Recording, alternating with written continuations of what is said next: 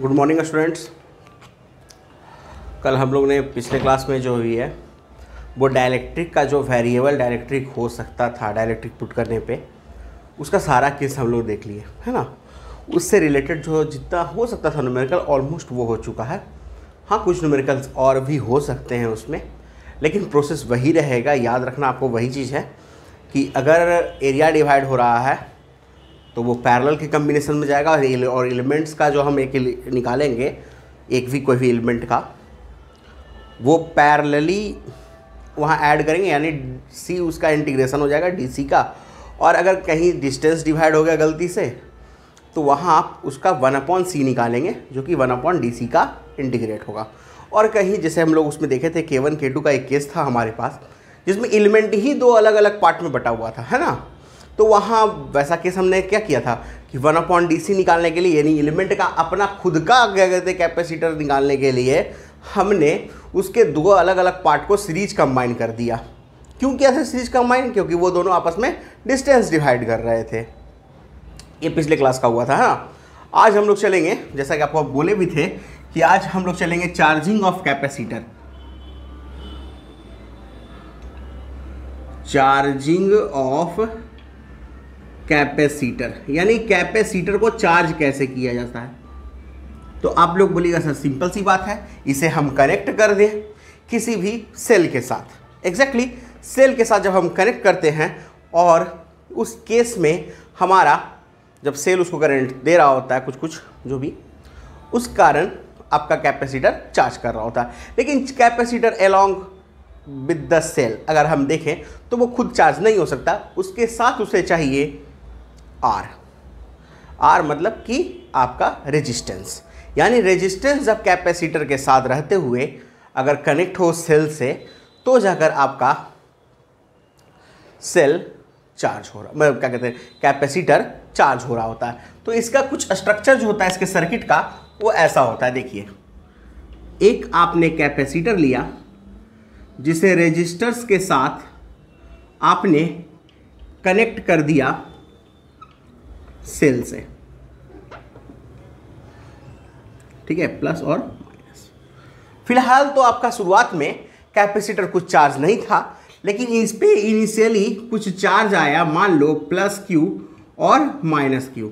जो आपने कैपेसिटर लिया था वो C कैपेसिटेंस का था और जो आपने रेजिस्टर लिया वो R है और इसमें जो करंट जा रहा है वो I। इनिशियली कोई चार्ज नहीं, फाइनली क्या होगा, फाइनली आपका कैपेसिटर पूरी तरह से चार्ज हो जाएगा, है ना। फाइनली क्या होगा, कैपेसिटर पूरी तरह से चार्ज हो जाएगा। उसके बाद क्या होगा उसके बारे में बात करेंगे, लेकिन पहले हमको ये देखना होगा कि इस पे चार्ज आ कैसे रहा होगा, यानी किस तरह से इस पे चार्ज आ रहा होगा। तो चार्ज तो इस पे आ रहा है आपके सेल के कारण, सेल जो कुछ चार्ज इसको दे रहा है, मान लो Q, धीरे धीरे उस पर चार्ज कुछ आया और इसी Q का जो रेट चेंज होगा वो क्या कहला जाएगा मेरा I, क्योंकि सेल ने चार्ज Q दिया, कुछ ना कुछ टाइम में दिया होगा, उस Q का रेट चेंज क्या कहलाएगा हमारा I यानी करंट, ठीक है।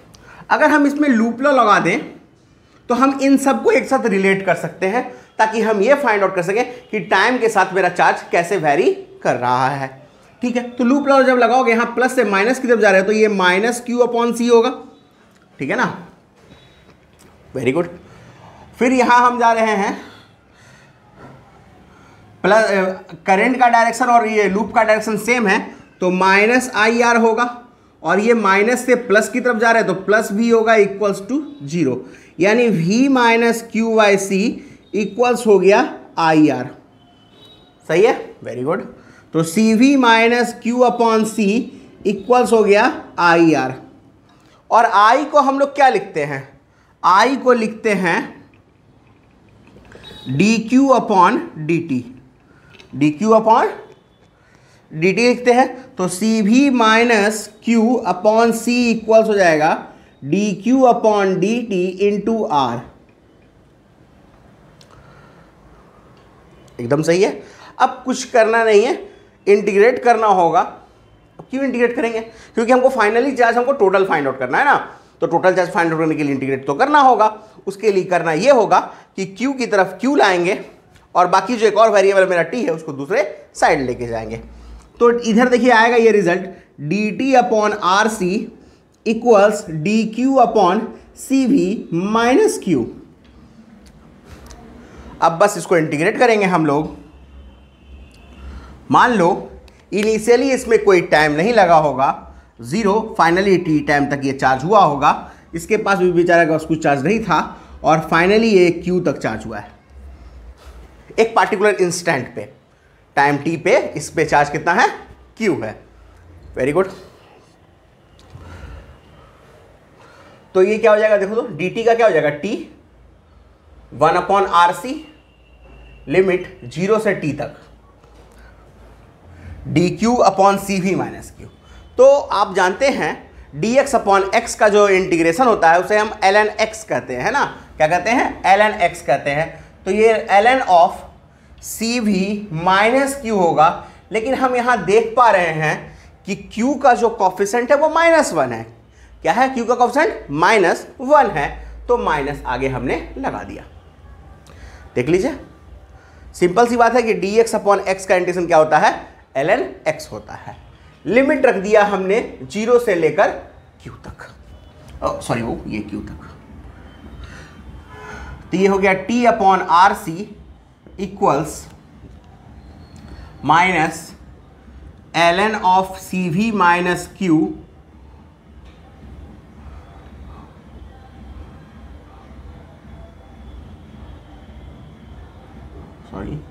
ये C V minus Q minus L N of C V, ये हो गया।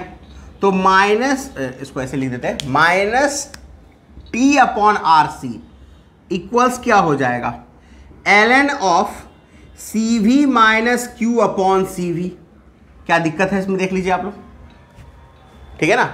एक अब रहा बात, ये एल एन के टर्म में है, हमें चार्ज चाहिए, तो इसका मतलब कहीं ना कहीं यहाँ से क्या करना होगा? एल एन को हटाना होगा। ठीक है, कैसे कर सकते हैं? एक फॉर्मूला है वो याद रखिएगा, लॉग ए बेस बी इक्वल्स, अगर सी होता है तो ए इक्वल लिखते हैं बी टू द पावर सी। ठीक है, लॉग ए बेस बी इक्वल्स अगर सी होता है तो ए को लिखते हैं बी टू द पावर सी। ये कहीं भी एप्लीकेबल है, लॉग में कभी भी। और हम जानते हैं कि एल एन एक्चुअली होता क्या है? एल एन एक्स एक्चुअली होता क्या है हमारा? वो log x ही होता है, बट बेस e रहता है इसका, ये हम लोग पढ़े हैं। तो यानी कहने का मतलब वहाँ बेस हमारा e है, तो जो b लिखा हुआ उसकी जगह पे क्या हो जाएगा? e हो जाएगा, है ना? और c तो हमारा ये है ही कंप्लीट। तो ये रिजल्ट आएगा C V minus upon C V E to the power minus T upon R C. तो 1 minus Q upon C V E to the power minus T upon R C. तो q upon C V 1 minus E to the power minus T upon R C. तो Q हो गया आपका C V 1 minus E to the power minus T upon R C. ये result है charge increase करने का, ये रिजल्ट है। इसको नोट कर लीजिए पहले, फिर इसके बारे में और एक्सप्लेन करते हैं।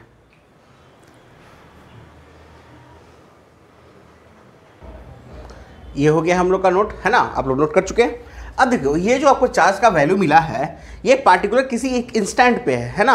ये क्या है? किसी एक इंस्टेंट पे आपका चार्ज का वैल्यू है, जो दिया हुआ है C V multiplied by 1 minus E to the power minus T upon R C. और जैसा कि हम लोग जानते हैं, अगर हम इनिशियल स्टेट की बात करें, जिस वक्त ये कैपेसिटर चार्ज स्टार्ट होना शुरू किया था, है ना? जब यानी टी का वैल्यू क्या था? 0 था, इस पर कोई चार्ज नहीं था, और फाइनली इस पर कुछ चार्ज आया। चलो देखते हैं कि t इक्वल्स टू 0 पर हमारा क्या रिजल्ट आता है इस वाले इक्वेशन से, है ना? अगर ये इक्वेशन सही है तो ऑलमोस्ट वो रिजल्ट आ जाना चाहिए। तो एट, और आप लोग को अगर बहुत अच्छे से अगर समझ में आ रहा हो तो डायरेक्ट आपको पता चल रहा होगा कि 0 आना ही आना है। देखिए, t का वैल्यू 0 रखते हैं तो q इक्वल्स क्या हो जाएगा? C V E to the power 1 minus E to the power -0 या 0, बात कि 1 ही होगा वो। तो 1 माइनस 1 मतलब C V multiplied by 1 minus 1 that is 0। यानी इनिशियल स्टेट तो एकदम परफेक्ट है हमारा कि 0, लेकिन फाइनली हमारे पास कितना चार्ज आया? फाइनली हमारे पास कितना चार्ज आया ये भी तो पता करना होगा। ठीक है, फाइनली क्या चार्ज आता है? तो फाइनली यानी कहने का मतलब एक बहुत बड़े टाइम के बाद, बहुत बड़ा टाइम क्या लेंगे? तो बहुत बड़ा टाइम आप यहाँ लेंगे इन्फिनिटी। यानी एट t इक्वल्स इन्फिनिटी। एक लार्ज टाइम के बाद क्या होता है वो देखते हैं। तो q इक्वल्स हो जाएगा C V 1 minus E to the power minus infinity, यानी C V 1 minus 1 upon E to the power infinity. और किसी भी पे पावर इन्फिनिटी रखते हो तो वो इन्फिनिटी ही कहलाता है। तो 1 अपॉन इन्फिनिटी होता है 0 और ये रिजल्ट आएगा आपका सी भी। अब सी भी कहने का मतलब पहले समझो बाबू, यहाँ पे एक चीज़ छूटा था हमारे पास, ये भी हमने यहाँ पे लिखा नहीं है। देखो कहने का मतलब क्या है कि बहुत ज़्यादा जब समय होगा यानी लार्ज टाइम होगा t इक्वल्स इन्फिनिटी, आपका जो चार्ज होगा वो q equal to C V, यानी ये जो आपका मैक्सिमम चार्ज आएगा वो कितना आएगा सी वी, यानी आपके चार्ज का जो पीक वैल्यू होगा वो कितना होगा सी वी होगा, जो आप वहाँ देख भी रहे हो। और वो यहाँ पे समझो इस बात को कि इस v का टोटल पोटेंशियल तो इसी को मिल गया v, इसका मतलब ये हुआ कि इसके अक्रॉस कोई भी पोटेंशियल नहीं है, यानी इसके अक्रॉस पोटेंशियल डिफरेंस जीरो हो जाएगा। पोटेंशियल डिफरेंस क्या हो जाएगा जीरो हो जाएगा, मतलब कुछ पोटेंशियल डिफरेंस नहीं मिलेगा। और करंट इक्वल्स क्या हो जाएगा जीरो। कब? एट t इक्वल्स इन्फिनिटी पे। एट t इक्वल्स इन्फिनिटी पे आपका करंट क्या हो जाएगा जीरो। और हम उस वक्त ये मान के चलते हैं बाबू, जब t इक्वल टू इन्फिनिटी होता है आपका कैपेसिटर हो जाता है फुल्ली चार्ज, यानी एट t इक्वल्स इन्फिनिटी पे I हो जाएगा जीरो। और ये कह सकते हैं कैपेसिटर इज फुल्ली चार्ज्ड। और फुल्ली चार्ज होने का मतलब क्या हुआ कि इसने करंट को स्टॉप कर दिया, and it stops current, it stops current. इसका मतलब ये हुआ कि यहां से जो करंट जाएगा इसके पूरे चार्ज होने के बाद, यानी इसका प्लस क्यू होने के बाद या माइनस क्यू, ये अपोज करना शुरू कर देगा। और यहाँ पर हम लोग बना लेंगे ओपन टर्मिनल। ओपन टर्मिनल क्यों बनाएंगे उसका रीज़न है, उसका ये रीज़न है कि ओपन टर्मिनल कहने का मतलब क्या होता है, सर्किट ब्रेक कर चुका है। और चूंकि यहाँ पर ऐसा फील आ भी रहा है कि सर्किट ब्रेक कर चुका, I इक्वल टू जीरो है, करंट जीरो हमेशा होता है हमारा ओपन सर्किट में, है ना। तो ओपन सर्किट बन चुका है क्योंकि मेरा करंट हो गया है जीरो। तो आप क्या करोगे जब मेरा पूरा स्टेडी स्टेट, इसको हाँ वो सॉरी इसको लिख देते हैं, इसको हम लोग कहते हैं स्टेडी स्टेट। किसको कहते हैं? जब हमारा t क्या होता है इन्फिनिटी होता है, ठीक है। इस केस में क्या करेंगे हम लोग, कैपेसिटर को बनाएंगे ओपन टर्मिनल। क्यों? क्योंकि करंट क्या हो गया जीरो। तो लिख देते हैं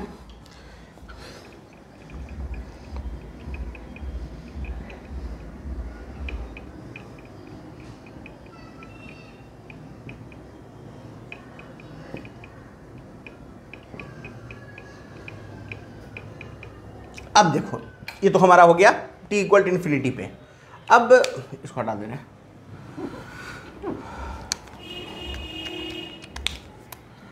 अब इनिशियल स्टेट की बात करो। इनिशियल स्टेट पे क्या हो रहा है, इनिशियल स्टेट पे चार्ज जीरो है, यानी इसको कोई पोटेंशियल नहीं मिल रहा है। सारा पोटेंशियल किसको मिल रहा है, इसको मिल रहा है ना। सारा का सारा क्या कहते हैं, पूरा का पूरा करंट किसको मिल जा रहा है, आर को मिल जा रहा है। इसके पास कोई करंट नहीं जा रहा है। और जिसके पास कोई करंट नहीं जा रहा होता है, मतलब जिसके पास आपका पोटेंशियल डिफरेंस जहाँ पे अक्रॉस जीरो होता है, उसे हम लोग एज ए वायर कंसिडर करते हैं। याद है आपको, हम पहले ही बताए थे कि अगर कोई वायर हो तो उसका हम लोग रेजिस्टेंस ऑलमोस्ट जीरो ले लेते हैं, और उस केस में आपका क्या कहते हैं, पोटेंशियल डिफरेंस जीरो हो जाता है। याद आ रहा है, V B minus V A equals I into R किए थे, और आर जीरो है तो क्या हो जाएगा, V B minus V A equals zero. तो पोटेंशियल क्या हो गया, सेम हो गया। तो याद रखना ये है आपको कि जब आपका इनिशियल स्टेट रहेगा, क्या रहेगा इनिशियल स्टेट, तो उसमें आप क्या करोगे, कैपेसिटर को रिप्लेस कर दोगे वायर से। कैपेसिटर को किससे रिप्लेस कर देंगे, वायर से। इसे हम लोग कहते हैं इनिशियल स्टेट। क्या कहते हैं, इनिशियल स्टेट। इनिशियल स्टेट किसको कहते हैं, जब t इक्वल्स क्या होता है जीरो, और इसमें क्या होगा, capacitor acts like a wire. तो आप कैपेसिटर की जगह पे रिप्लेस करके वहां वायर लगा सकते हो, और जब आपका स्टेडी स्टेट अटेन होगा यानी t इक्वल टू इन्फिनिटी पे, तो वहां पे कैपेसिटर को बिहेव कर दीजिएगा किससे, ओपन टर्मिनल से, यानी कैपेसिटर को रिप्लेस कर देंगे किससे, ओपन टर्मिनल से। ये हो गया हमारा इसका कंडीशन कि कैपेसिटर किस तरह से बिहेव करता है। और कैपेसिटर का यही वर्क कि वो डीसी को स्टॉप कर देता है, एक पार्टिकुलर टाइम आने के बाद डीसी को क्या होता है, स्टॉप करता है, जो कि बहुत ही कम समय लगता है, ऐसा नहीं कि बहुत ज़्यादा समय है। ये आप लोग का जब क्या कहते हैं सेमीकंडक्टर्स पढ़ेंगे तो पता नहीं उसमें डिवाइस कुछ है या नहीं है। आने वाले समय में एक डिवाइस आएगा, क्या कहते हैं एज एन एम्पलीफायर, उसमें इसका कुछ कंडीशन सब पता चलेगा आपको वहाँ कैपेसिटर का। तो बस इतना याद रखिएगा कि कैपेसिटर क्या करता है, डीसी करंट को अपने से पास होने नहीं देता है, क्योंकि कैपेसिटर को आप जल्दी से जल्दी अपने आप को चार्ज करना होता है, तो वो सबसे पहले अपने आप को चार्ज करेगा। जितना ज़्यादा वो टाइम क्या लगाएगा, अपने को चार्ज करने में लगाएगा, वो करंट यहाँ पे जाने नहीं देगा। तो बस ये याद रखना है आपको, नोट कर लीजिए इसको। इनिशियल स्टेट किसको कहेंगे, फाइनल स्टेट क्या कहेंगे, उन्हें स्टेडी स्टेट किसको कहेंगे। स्टेडी स्टेट में क्या जीरो होता है, आई जीरो होता है। इनिशियल स्टेट में क्या होता है, क्यू जीरो होता है, और क्यू मैक्स का वैल्यू कितना होता है, CV। यानी हम यहां से इस इक्वेशन को ऐसे लिख सकते हैं, जो मेरा लास्ट इक्वेशन आया है उस लास्ट इक्वेशन को क्या लिख सकते हैं, Q इक्वल्स ये Q मैक्स है into 1 minus E to the power minus T upon RC। ये नहीं लिखेगा, बहुत ऊपर हो गया, सॉरी। Q इक्वल्स क्या हो गया, Q max 1 minus E to the power minus T upon RC, ये वैल्यू है। नोट करिए इसको और लिखाते हैं।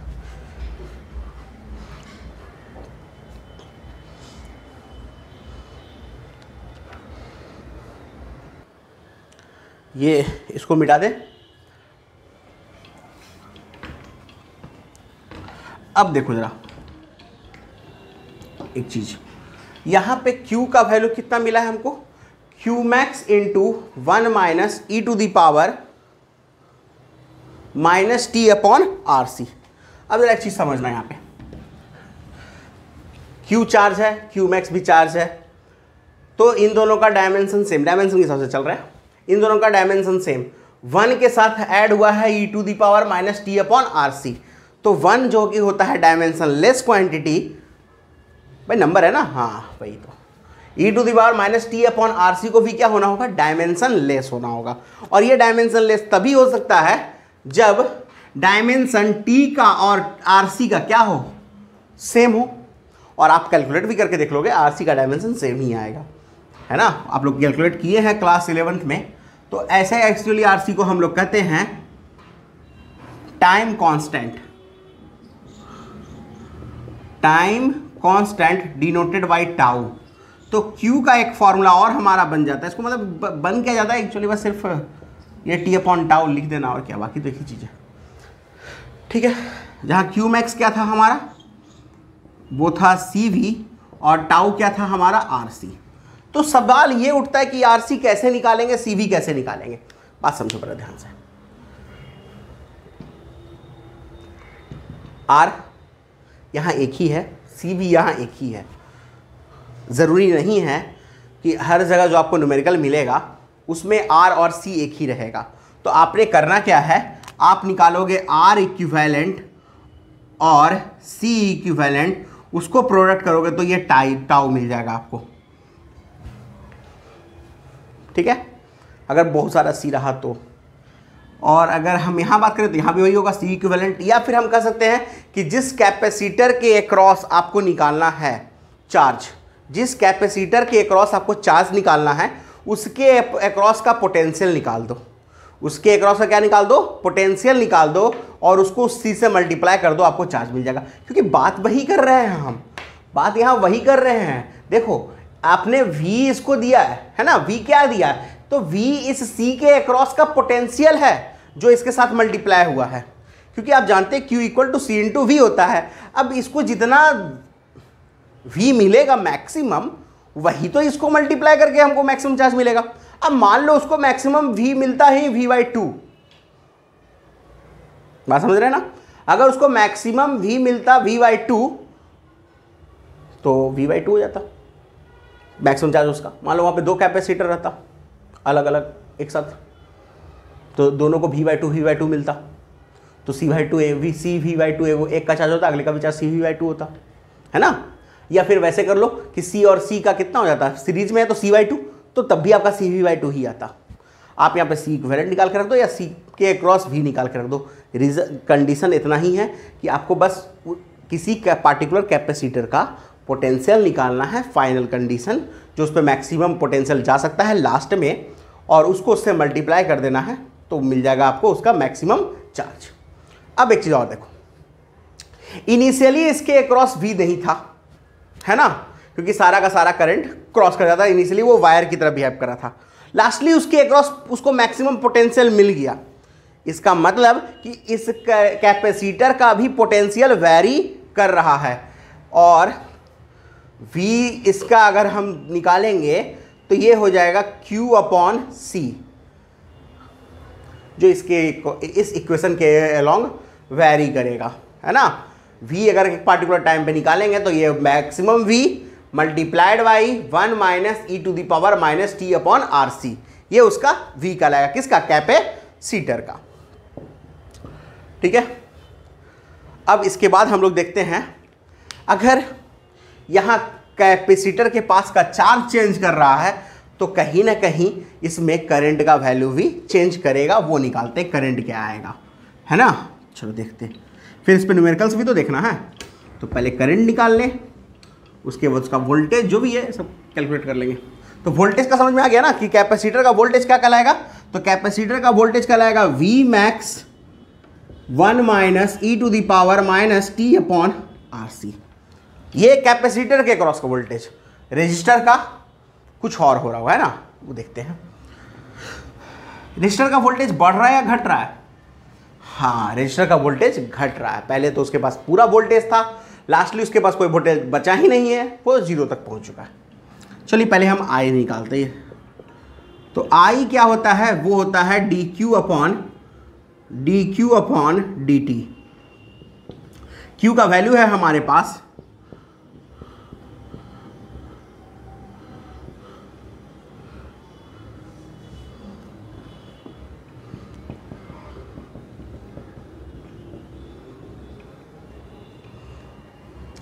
Qmax तो बाहर आ जाएगा हमारा, 1 का डिफ्रेंसिएशन चूंकि होता है 0 माइनस e⁻ -tRC का वही होगा, और इसको जब हम डिफ्रेंशिएट करेंगे तो -1/RC आएगा, है ना।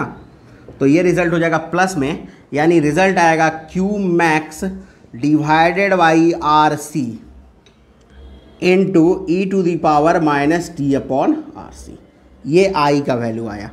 अगर आप ध्यान से देखो तो ये Imax है, मैक्सिमम जो करंट हमको मिलेगा, है ना, मैक्सिमम जो करंट वहां मिलेगा उसका ये वैल्यू है। वैसे भी अगर देखोगे तो Qmax है क्या, तो C × Vmax होगा। ध्यान से देखो, ये क्या होगा, C × Vmax divided by R × C से C कैंसिल, e⁻ -t/RC। तो I का वैल्यू आ जाएगा Imax e⁻ -t/RC। ये करंट का वैल्यू आ गया हमारा, है ना। और करंट बराबर क्या होता है, हाँ वेरी गुड, I इक्वल्स क्या होता है बताइए जल्दी। तो I इक्वल्स हम लोग पढ़े एक और फॉर्मूला आता है V/R, है ना। I इक्वल्स क्या होता है, V/R। तो यानी कहेगा कि रेजिस्टर्स के अक्रॉस अगर आपका वोल्टेज बताना है तो होगा Vmax e⁻ -t/RC। ये इस तरह से वैरी कर रहा है। अगर रेजिस्टर के अक्रॉस का हमसे पूछेगा पोटेंशियल कैसे वैरी कर रहा है, तो हम बोलेंगे ये कर रहा है Vmax e⁻ -t/RC, और ये वोल्टेज डिक्रीज कर रहा है और ये वोल्टेज इंक्रीज कर रहा है। ये 0 से मैक्सिमम Vmax तक गया है, और ये Vmax जो उसको मिल रहा था उससे 0 तक आएगा। इसको नोट कर लीजिए।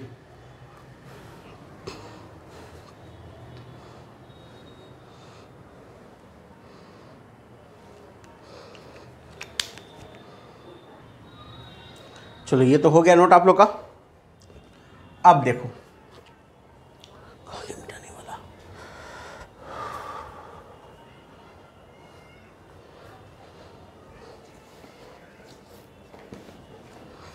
देखो ये तो हम लोग को आई मिल गया, वी अक्रॉस रेजिस्टर्स मिल गया, वी अक्रॉस कैपेसिटर मिल गया, लेकिन हमसे दो तीन चीज़ और भी पूछा जाता है। पहला एक कि बैटरी ने कितना वर्क डन किया, वो बैटरी का पावर कितना है वो पूछा जाता है।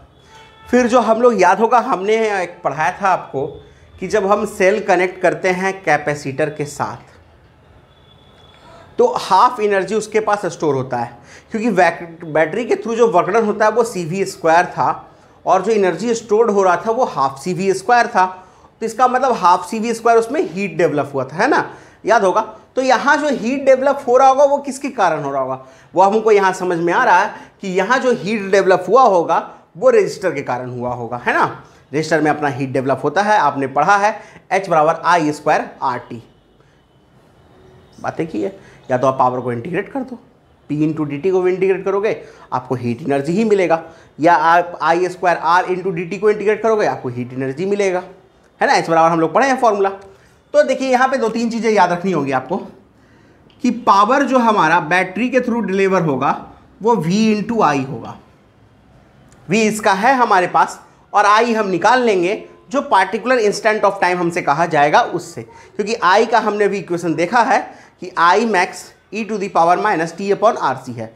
तो RC का देखिए, R और C अगर दिया हो रहेगा, सबकी वैल्यू दिया हो रहेगा, ऐसा नहीं है, और T अगर आपको गिवन हो तो आप कैलकुलेट कर सकते हो कि उसमें कितना करंट आया, ये उसका हुआ।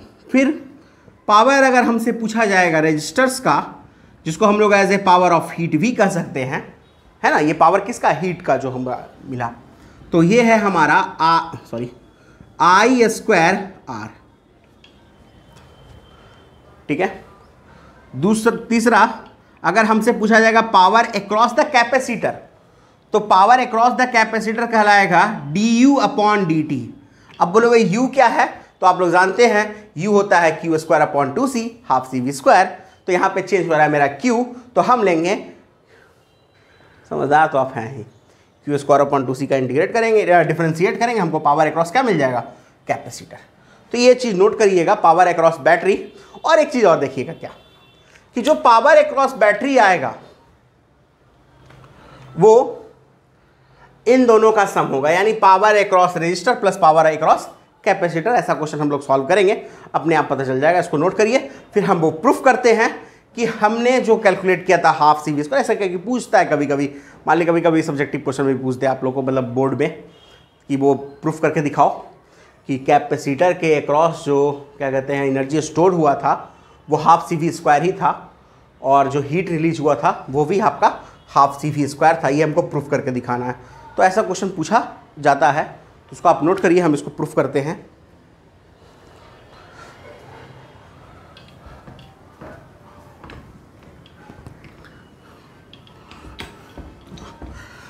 मतलब ये हमको बताना है कि हीट जो डेवलप होगा वो हाफ CV² ही डेवलप होगा, उसके अलावा और कुछ डेवलप नहीं हो सकता। तो सबसे पहले पावर एज अ हीट जो है हमारा वो I²R है ना। तो ये हो जाएगा I max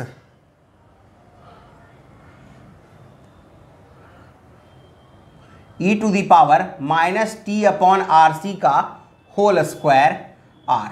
I max क्या लिखोगे, तो I max इसको जो मैक्सिमम वोल्टेज मिल रहा है वो V मिल रहा है, और इसका रेजिस्टेंस R है, यहां पर दिख रहा है V max, यहां कितना मिल रहा है, इसको V मिल रहा है इनिशियली, और उसमें R है उसका रेजिस्टेंस। तो ये हो जाएगा V² R² e⁻ -2t/RC into R। R से R कैंसिल, तो रिजल्ट आ गया V²/R e⁻ -2t/RC। ये किसका आ गया, पावर का फॉर्मूला। अरे पावर का वैल्यू एक्चुअली आप फॉर्मूला भी कह सकते हैं इस पार्टिकुलर केस में इसको, है ना। अब हमें क्या निकालना है, यहाँ पे हीट निकालना है। तो हीट का वैल्यू निकालने के लिए इसे इंटीग्रेट करना होगा pH × dt को। कहाँ से कहाँ तक इंटीग्रेट करोगे, ऑब्वियस है कि 0 से लेके इन्फिनिटी तक इंटीग्रेट करोगे, जो टाइम हमने यहाँ पे लिया है। V²/R बाहर हो गया हमारा, E to the power -2t upon R C into D T हो गया। अब E to the power -x का इंटीग्रेशन, माने E to the power x का integration E to the power x ही होता है। ये एक ऐसा क्वांटिटी है E to the power x जिसका डिफ्रेंसिएशन करो तो भी वही मिलता है, इंटीग्रेशन करो तो भी वही मिलता है। तो h जो हमारा यहाँ पर आएगा वो v²/r होगा, और t का जो कॉफिशेंट है डेट इज 2/RC वो डिवाइड हो जाएगा। तो 2 यहाँ आ गया और RC चला जाएगा ऊपर माइनस में, क्योंकि माइनस ही उसका कॉफिशेंट है। क्यों डिवाइड हुआ समझ में आ रहा है या दिक्कत है? बोलिए, डिवाइड क्यों हुआ समझ में आ रहा है? चलिए उसको देख लेंगे, उसको भी बता देंगे कैसे हुआ। E to the power -2t upon R C limit 0 से लेके इन्फिनिटी तक। हाँ, आर से आर कैंसिल, तो -12 CV² E to the power -infinity minus E to the power -0, ये तो हो जाएगा 0 और ये हो जाएगा 1, तो हो जाएगा माइनस माइनस प्लस और रिजल्ट हो गया ½ CV²। यानी हीट डेवलप हुआ है ½ CV², वर्क डन है आपका CV² बैटरी के थ्रू। इसका मतलब क्या हुआ कि एनर्जी भी स्टोर होगा ½ CV²। हाँ, ये डिवाइड कैसे हुआ? आप पढ़े हैं E to the power kx का अगर इंटीग्रेशन होता है तो E to the power kx divide by k होता है ना, क्योंकि kx का डिफरेंशिएशन k आएगा, अब वो यहाँ पे डिवाइड होगा। kx को t मान के हम लोग इंटीग्रेट करते थे, तो वैसे ही यहाँ पे t का कॉफिशिएंट कितना है -2/RC, तो -2RC जब डिवाइड हो जाएगा तो ऊपर चला गया, r से r कैंसिल, बाकी तो सिंपल है। तो ये पता हमको प्रूफ हो गया कि जो हमने हीट डेवलप के लिए कंडीशन पढ़ा था ½ CV² वो हर हाल में, हाँ सही है, नोट करो।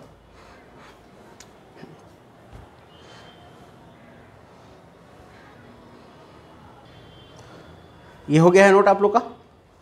अब देखिए थोड़ा सा ग्राफ दोनों का देख लेते हैं, तो दोनों का चार्ज का वैल्यू और जो करंट का वैल्यू हमको मिला था उस पर।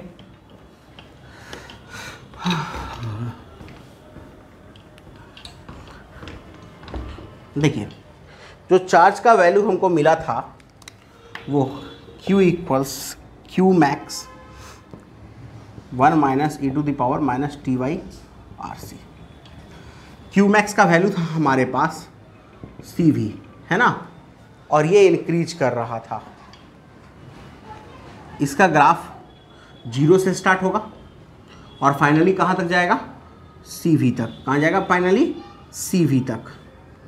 ये चार्ज इस तरह से ग्राफ इसका जाएगा,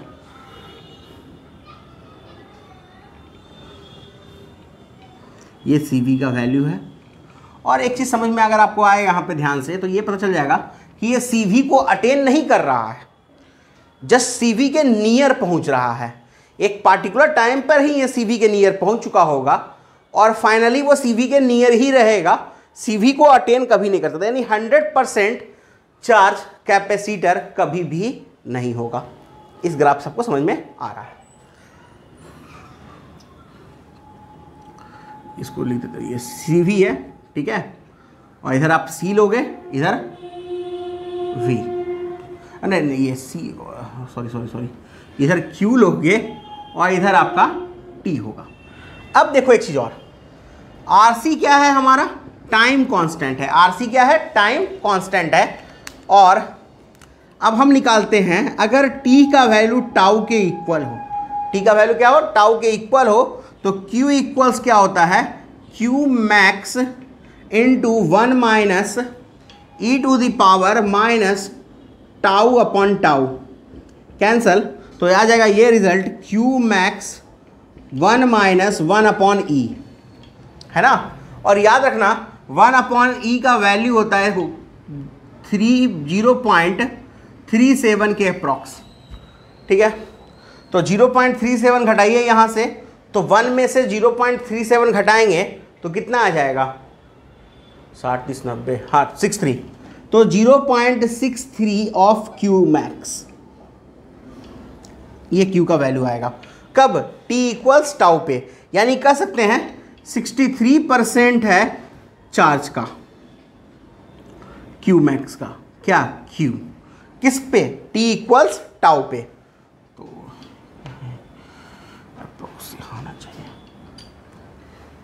ठीक है, तो ये वैल्यू मिल गया हमारा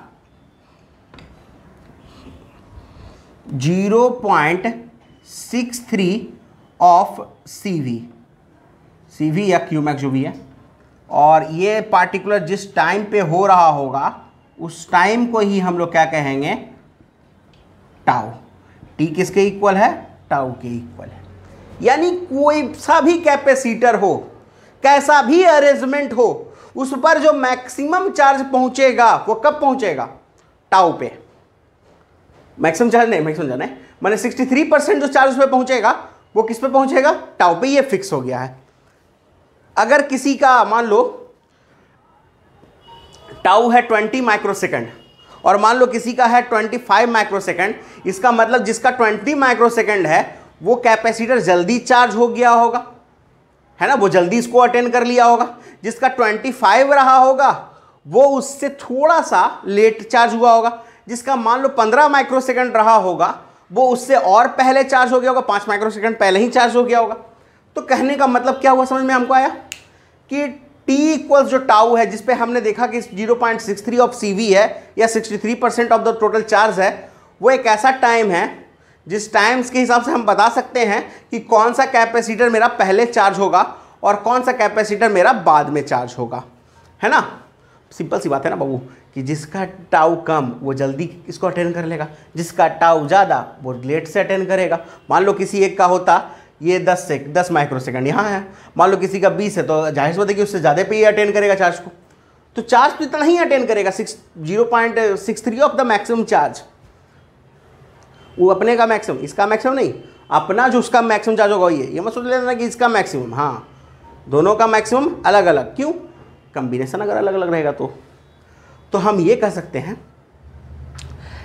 कि कोई भी कैपेसिटर अपने मैक्सिमम चार्ज के हिसाब से जल्दी चार्ज होगा या लेट चार्ज होगा, डिपेंड करेगा टाउ पे, क्योंकि टाउ फिक्स वैल्यू बताता है आपका। तो टाउ तो हमको ये बता दिया इसके लिए। वैसे ही ये ऐसे ही कहानी हमको करंट के लिए बताएगा। तो करंट का इक्वेशन क्या था, तो करंट का इक्वेशन था I इक्वल्स, पहले इसका भी ग्राफ बनाना पड़ेगा, ये लिख लिए, इसको यहाँ पे लिख देते हैं 63% ऑफ क्यू मैक्स। ठीक है,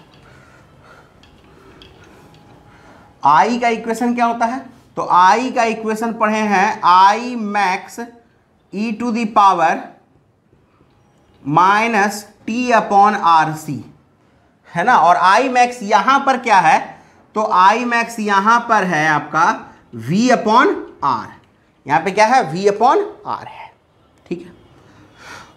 और चूंकि ये करंट डिक्रीज कर रहा है, करंट क्या कर रहा है यहां, डिक्रीज कर रहा है। फाइनली इसके पास पूरा करंट था, लास्टली इसके पास करंट क्या हो गया, जीरो हो गया।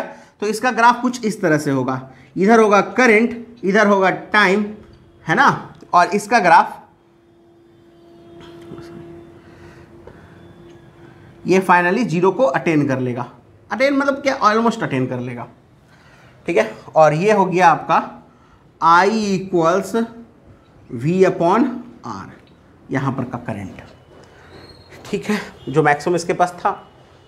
अब यहाँ भी हम लोग निकालते हैं T इक्वल्स टाउ पर क्या होगा।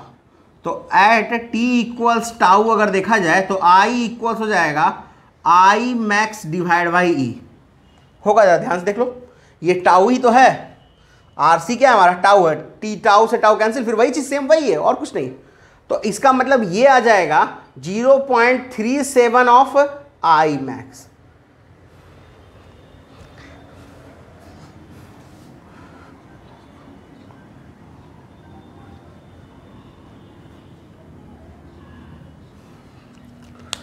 T का वैल्यू जब हम लोग रखेंगे टाउ, तो करंट आ चुका होगा 0.37 ऑफ V अपॉन R, यानी मैक्सिमम करंट का कितना आ जाएगा, 37% आ जाएगा। कितना आ जाएगा, 37% हो जाएगा कितना, मैक्सिमम करंट का। कब, जब टाउ होगा तब। ये दोनों चीज नोट कर लीजिए, ग्राफ भी हो गया हमारा और टाउ का वैल्यू भी हो गया कि टाउ पर कितना आएगा।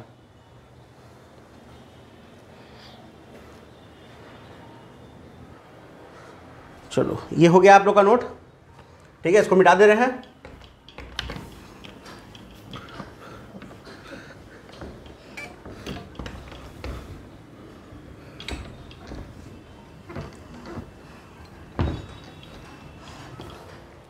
देखो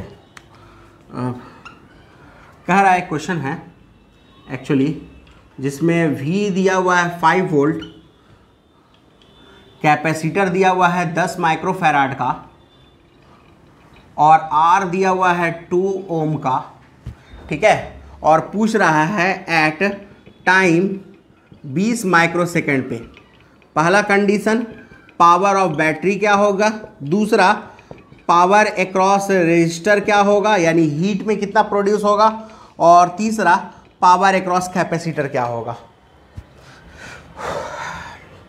तो सबसे पहले हमको क्या बोले थे, वो पावर अक्रॉस बैटरी का VI बताए थे ना, तो पहले I निकालना होगा। तो I का फॉर्मूला होता है हमारा, I का फॉर्मूला होता है I max e to the power minus T upon RC, यानी पहले हमको RC निकालना होगा कि RC हर जगह यूज होगा ना। तो चलो पहले RC निकाल लेते हैं। RC क्या हो जाएगा, तो 10 गुना 10 पे पावर माइनस 6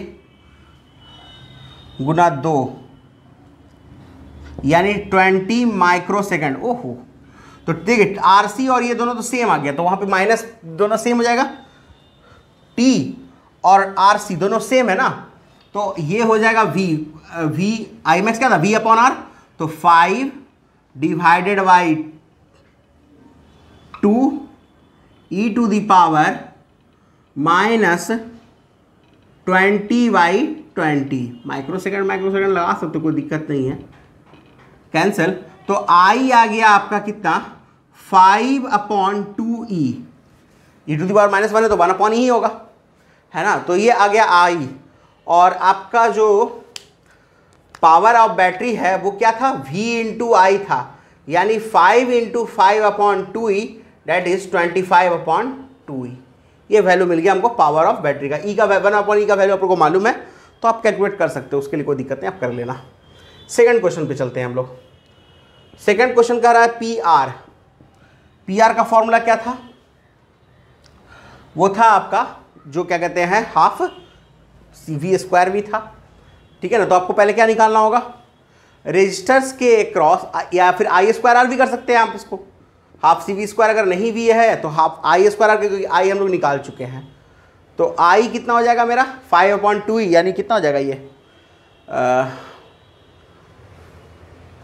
25/4e² हो जाएगा, और इसका रेजिस्टेंस है 2 से 2 टाइम में, यानी 25/2e²। तीसरा क्या निकालना है हमको, power across capacitor. Power across क्या निकालना है, लेकिन एक मिनट, ठीक। पावर अक्रॉस क्या निकालना है, कैपेसिटर। तो पावर अक्रॉस कैपेसिटर निकालने के लिए क्या करना था हमको, याद है आप लोगों को du/dt बताए थे, और u का फॉर्मूला होता है Q²/2c, है ना। तो ये क्या हो जाएगा, देखिए तो जरा ध्यान से, ये हो जाएगा 2Q इंटू dQ/dt/2c, 2 से 2 कैंसिल, तो रिजल्ट हो जाएगा Q/c इंटू dQ/dt। dQ/dt को कहते हैं हम लोग I, है ना, तो Q/c इंटू हो जाएगा I। अब वैल्यू रखिए, आंसर लाइए। C का वैल्यू है हमारे पास, Q/c को और कर सकते हैं हम लोग V, Q/c भी होता है ना, तो Q/c को कर लेंगे V। पहले कैलकुलेट कर लीजिए इसको, पहले इसको नोट करिए फिर कैलकुलेट कर देते हैं।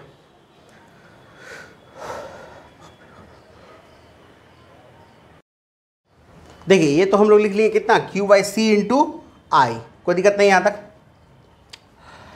लेकिन और भी हम इसमें क्या कर सकते हैं, पहले Q का वैल्यू निकालना होगा ना। ऐसे तो देखो हम लोग ऐसे भी कैलकुलेट कर सकते थे कि पावर ऑफ द कैपेसिटर जो होना चाहिए वो power delivered by the battery minus PR होना चाहिए, है ना, लेकिन उसको मैं अलग से कर लेते कैलकुलेट। तो Q का फॉर्मूला है हमारे पास, Q max 1 minus e to the power minus t/τ।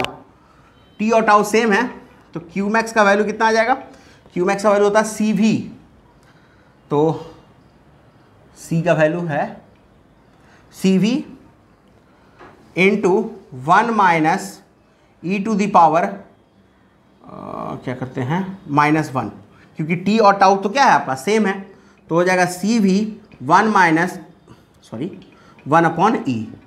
ये मेरा Q का वैल्यू हो गया।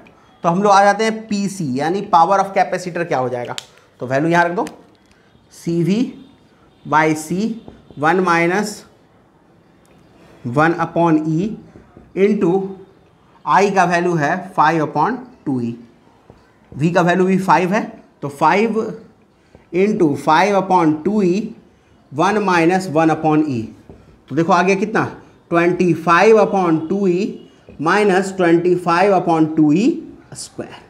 तो वही चीज़ है ना, देखो क्या बोले थे कि power of battery minus power of register करेंगे तो ये रिजल्ट मिल जाएगा हमको, और वही आया भी हमारा। E का वैल्यू आपको मालूम है कितना होता है 1/E का 0.37, वो रखिए आपका आंसर आ जाएगा। तो हम यहाँ से एक चीज़ पता चला हमको क्या कि PC इक्वल्स हो जाएगा PB माइनस PR, और ये एक्यूरेट रिजल्ट है, ये कभी भी बदलने वाला नहीं है। ये बेसिक सा क्वेश्चन था जिससे हमको मतलब जितना भी हमने अभी तक फॉर्मूला पढ़ा वो फॉर्मूला क्लियर हो गया, लेकिन अभी हमें RC का जो है हमारा सर्किट यानी R और C का कॉम्प्लिकेटेड सर्किट नहीं देखा है। तो अगले क्लास में हम लोग क्या करेंगे, इसका कॉम्प्लिकेटेड सर्किट देखेंगे, है ना, वैसा सर्किट जो थोड़ा कॉम्प्लिकेटेड हो। तब तक के लिए पढ़ते रहिए। Stay home, stay safe.